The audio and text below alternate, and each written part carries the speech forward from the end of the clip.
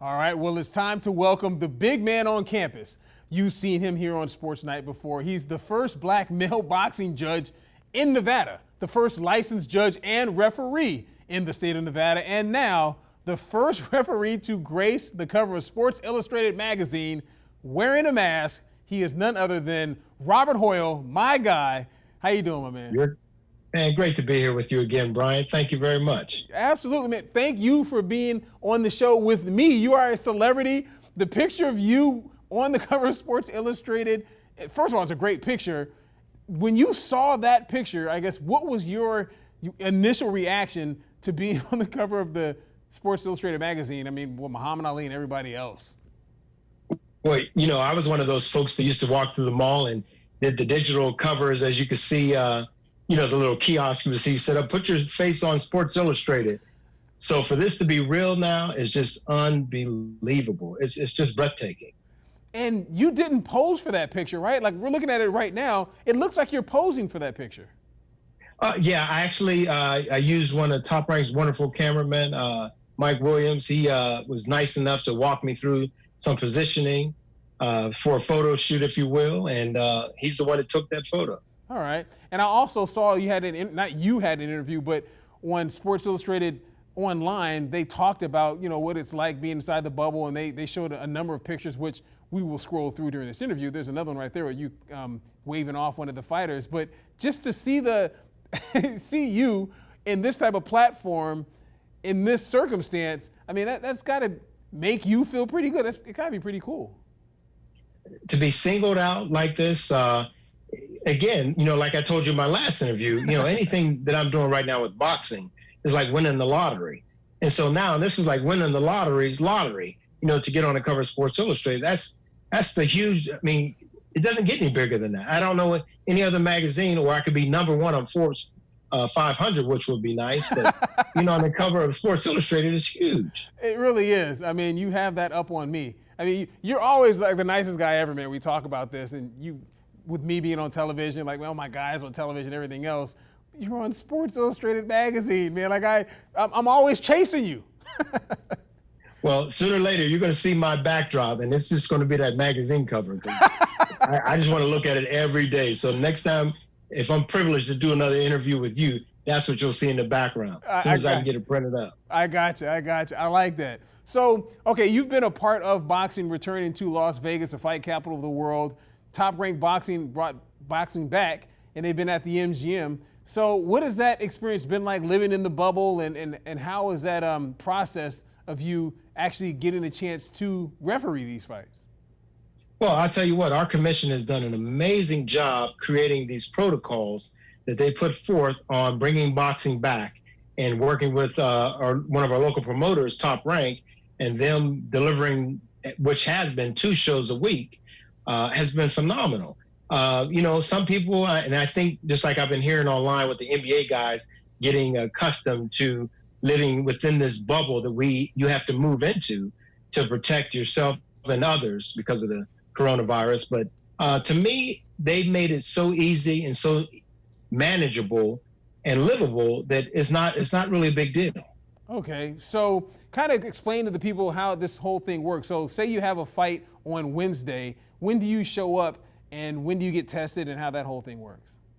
Okay, so the fights recently have been Tuesday and Thursday. So we'll just say the fight's on Thursday. Like I have one coming up next week on Thursday. So I have the option. I have the option to go in the night before and get tested, and then you get quarantined. Or you have the option of going in the morning of, very early, to get tested, and then you go into quarantine. They provide you a room to stay in, a clean room that's been sanitized. You stay there, and then you get notified of either thumbs up or thumbs down. Oh, wow. It's great that I get tested. I've been getting tested twice a week, so I know every week that I don't have the virus, and my heart goes out to those who have been fighting it. But so you stay in that bubble. And then once you get notified that you are clear, someone will then escort you down to go have breakfast, if you like. And then you basically still have to go back to your room. There's no meandering about the property, as most people might think.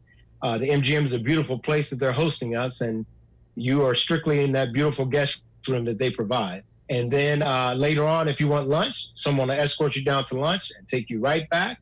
Wow. And then now it's almost fight time. So now you're just getting yourself ready for that. And then someone will escort you down to the fight, which is also enclosed in the bubble. Okay, so if you have a fight on, say, Tuesdays and Thursdays, like you're saying, if you're doing the fights on Tuesday and Thursday, do you have to stay there Wednesday as well? Like if you're doing both nights, or you have that choice again where you can go home and then you have to come back, like say early in the morning on Thursday and get tested? Yeah, well, yes, you can. You can stay in the hotel the entire week, which is probably easier. Or you can choose to go home Tuesday after the fights and come back Wednesday night or Thursday morning. Gotcha. But the thing is, you will get tested again no matter what. Even if you stay in a hotel, you're going to get tested before Thursday's fights. Gotcha. So do you have any idea how many times you've been tested? Two. Oh, I'm going to say about eight times. Oh, okay. Maybe more than that. Yeah, Okay. 8 or 9 times. And you haven't, have you done the nostril or the throat?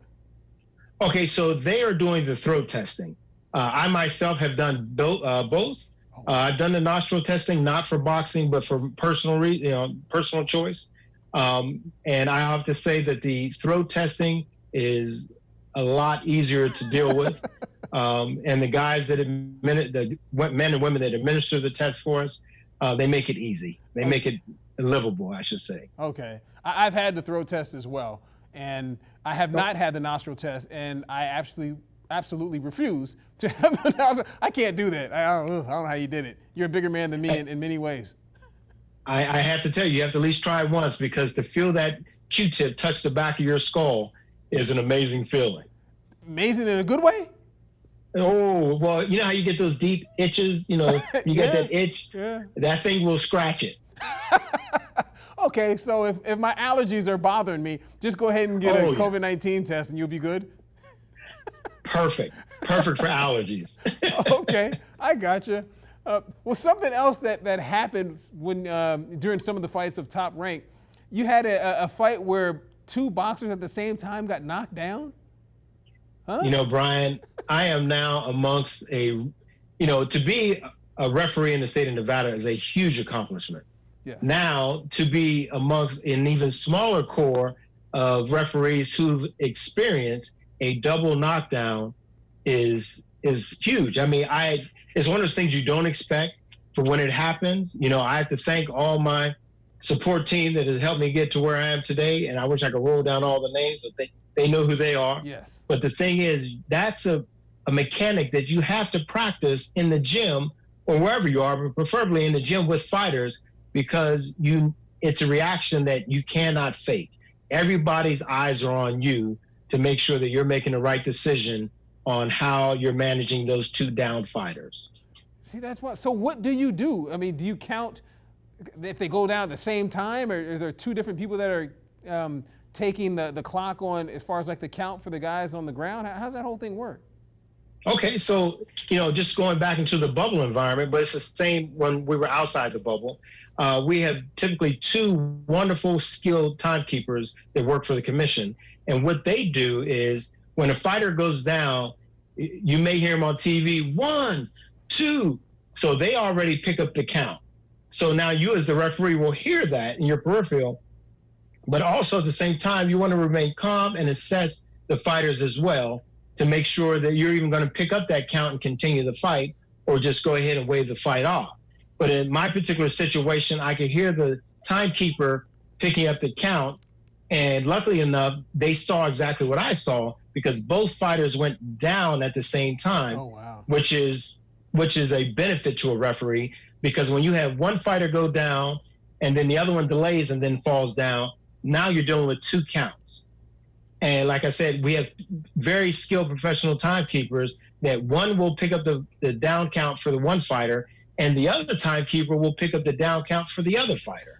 And it's a blessing to have that. Man, this guy, Robert Hoyle, I rattled it off at the very beginning of this interview, but first black male judge, first licensed judge and referee in the state of Nevada, first man on the cover of Sports Illustrated, referee with the mask on. This mask is my Superman cape. Very nice, by the way. Very nice. Thank you. Thank you. Thank you. I like the quote.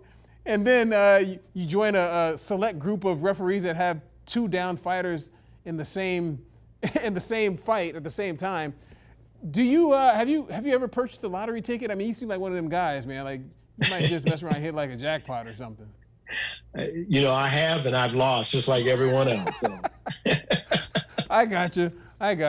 All right. So I guess really lastly, with doing these fights inside of the bubble, I mean, you're very complimentary of everyone that's been involved. But I guess how has the entire experience been for you, just going through what you've gone through, and just how relieved are you and happy are you the fact that boxing has actually made its way back to the fight capital of the world? I'm so complimentary because it's such an enjoyable environment. It's not stressful. It's easy. It's so easy to get to work and from work now with boxing the way it's set up. I do miss the fans. There's nothing like having the fans there screaming. They have, during the production, they have piped in sound that I guess the fans can go online and leave their voice. So at times while the fighters are fighting, they can hear crowd noise. So it's actually really wonderful. And but like I said, I sound like I'm just I'm praising everybody that put this together because I'm grateful that boxing is back. These folks, our commission, this promoter, they have gone through unexplainable detail to bring boxing back the way they have. And the best part about it is you're watching guys now that you would probably never get a chance to see on TV. Yeah. And how wonderful is this for them to really start developing a fan base when people are hungry for the sport, and now that we are able to give them that TV to allow them to display their skills. That's true. And I meant to ask you that. I'm glad you brought that up because a terrible interviewer. But the fact that there is no crowd, how much different is that for you? I wonder, are the fighters as intense? Does it almost seem like a sparring session? Does it feel like a championship bout because you've had some in there? What's that like? Well, I don't know who talks to them, but when they show up, they're still trying to knock each other out because, first of all, they are on TV. Yeah. So, unlike a ring where they can have 16,000 folks watching, now they have, I don't know, millions of people could be watching on ESPN to watch these fights. So they have to give their best show. Now, for me, I will say the environment is somewhat like a gym because it is so quiet. You get a little music and things going on in the background. So it's not that loud, jarring crowd noise. But as far as my opinion, it's a little easier to concentrate and to focus on the fighters. And most important, our job is to keep the fighters safe. So it gives us that opportunity. And I didn't even ask you this again, horrible interviewer, but what's it like refereeing a fight with a mask on?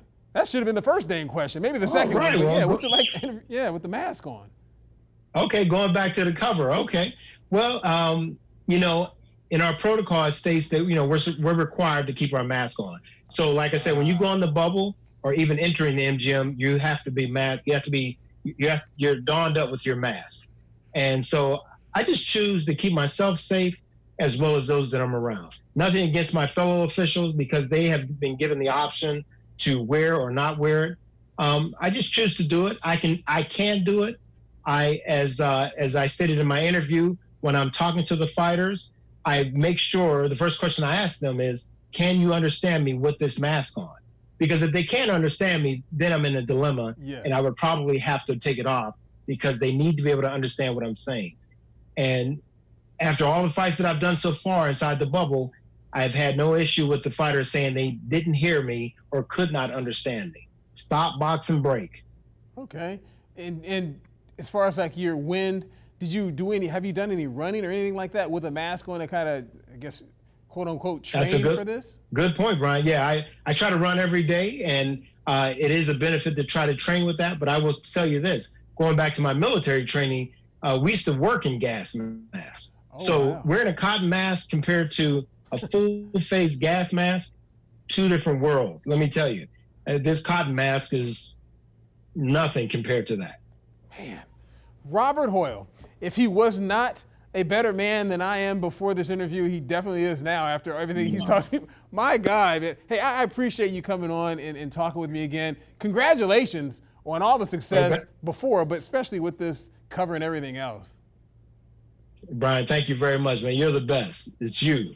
Could you please call my bosses and send the, let them know that. I will do my best. Yeah. All right, my man. Be good. Thank you.